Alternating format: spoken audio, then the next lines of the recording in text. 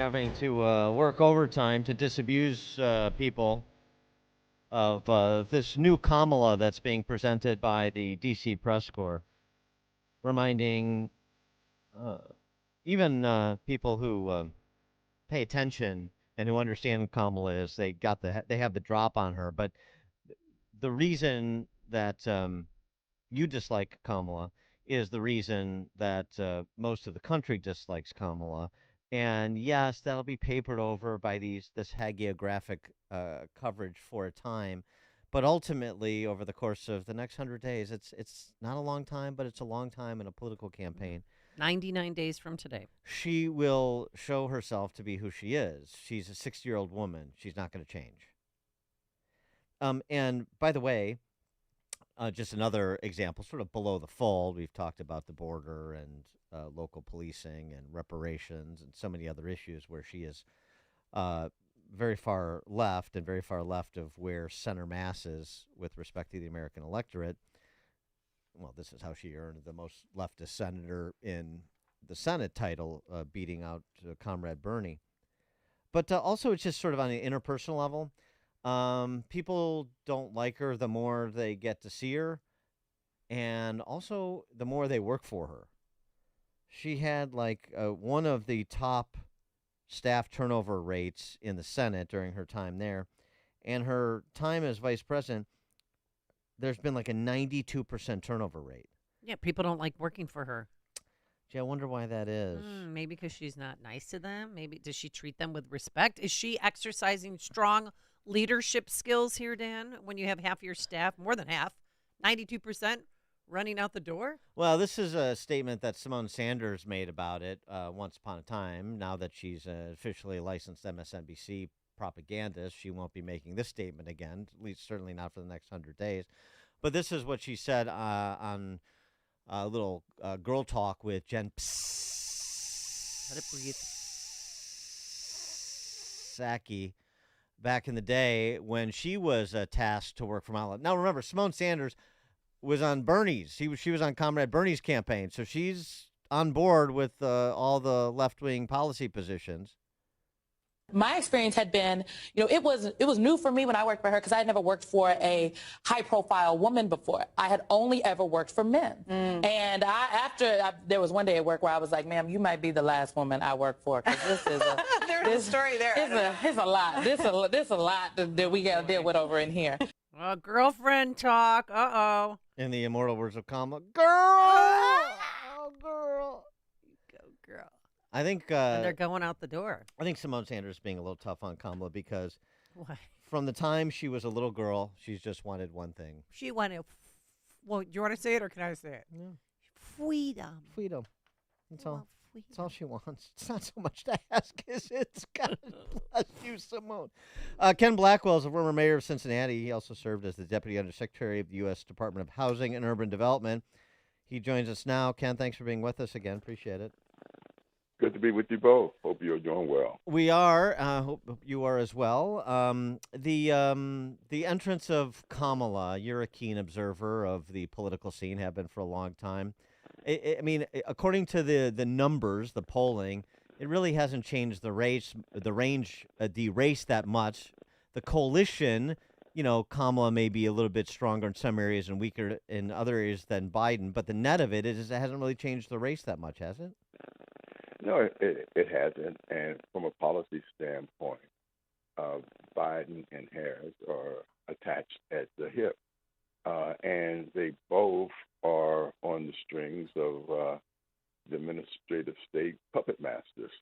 And so anybody that is looking at this from a policy standpoint, there's absolutely no difference between Harris and Biden. And so we have plenty of target-rich policies to attack her on, and I think that's where we should concentrate. That I just did a piece on the so-called Inflation Reduction Act because the left is pretty good at what I call projections. They basically and greenlighting.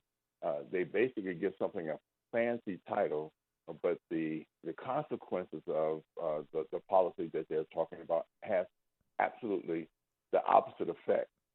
And so that's what we have to push through. We have to show folks that there's no change in the destructive policies between Biden and Harris. And the fact of the matter is that Biden is still going to be the president, and they're still going to be executing the same destructive policy, whether it is uh, total collapsing of our border, whether it is the big spending, inflation driving policies of the administration. Uh, People will be able to say that the price at the gas pump, the price of groceries, the un, the unsafe atmosphere of our cities can be tied directly to the craziness of the Biden-Harris administration. What about the incursion Trump was making into Black Americans in terms of their support, particularly Black men? And Kamala Harris is identitarian politics every day, all the time. She's doing the work every day because that's how often you have to do the work. But do you think she blunts that at all, or does that aspect of the race not change very much either? I think she blunts it a little bit. I mean, I don't. I mean, look, uh, the crosstabs of the polling that I've looked at basically showed that 18% of Black males uh, are sour on Harris. That's a good direction for the Trump administration. The challenge for the Trump administration is converting those attitudes into somebody actually pressing the button or checking the box for Trump. So that's going to be the challenge of the Trump administration uh, and the Trump campaign.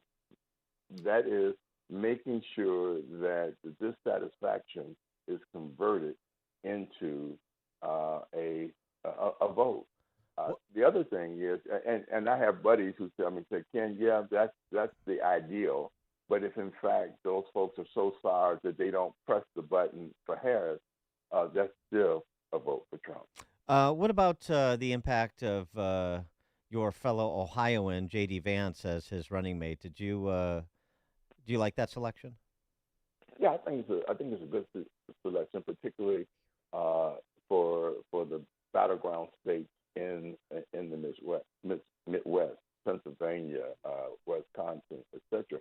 I actually think JD will play well in the battleground state of Arizona, and so look, JD, as my wife came out of her family came out of the mountains of West Virginia. And so I know the sort of grit and toughness uh, and Bible fearing that takes place in those communities. And JD will play well. He's articulate. He has a good narrative. Now look, he also has a target. My dad used to say, and he was just an old urban guy, but he used to say, "Dogs don't bark at parked cars."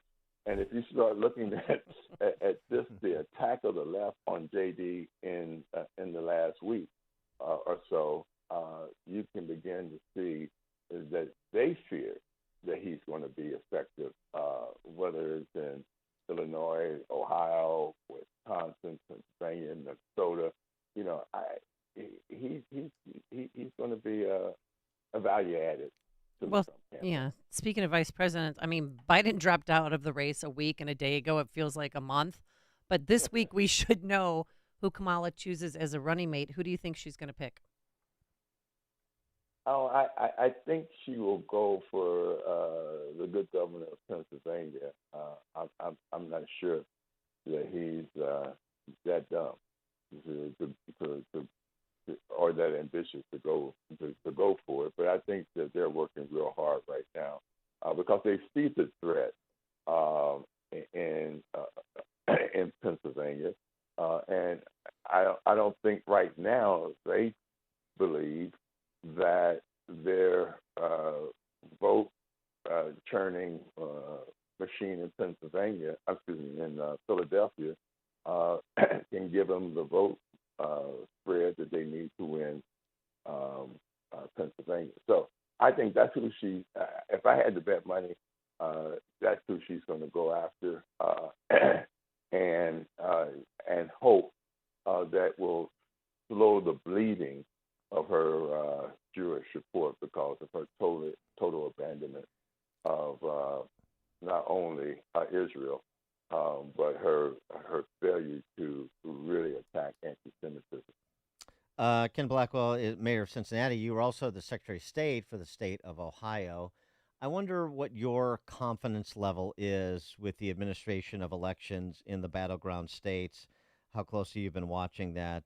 Because well, a lot of people are probably less concerned about Kamala than they are about, say, 10, 14, whatever the number is, million illegals, and some percentage of those individuals somehow being able to cast a vote in certain jurisdictions and other manipulations of the administration of elections. What's your confidence level that this election, whichever way it goes, will be one that people can have faith in the result?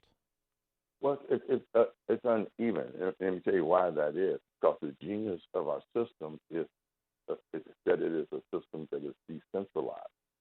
And so you have 50 states administering elections, and in slightly or in some cases dramatically different ways.